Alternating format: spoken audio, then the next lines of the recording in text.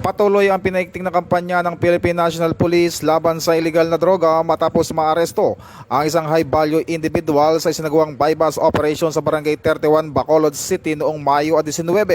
Kinilala ang suspect sa alias na Bungi, 36 anyos na nahulihan ng mahigit 4,200 gramo ng inihinalang shabu na nagkakalagang tinatayang mahigit 28 milyong piso matapos itong bentahan ang isang police pusher buyer.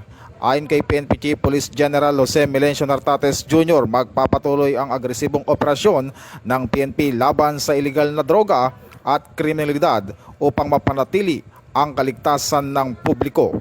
Ito ay bahagi ng programang Bagong PNP para sa Bagong Pilipinas, serbisyong mabilis, tapat at nararamdaman. Mula po dito sa tanggapan ng Pambansang Pulisya ng Pilipinas, ako po si Patrol Van Adrian Tayaw nagpapalita para sa Police News Network, alagad ng para sa katataguyod ng Balitang Pulis.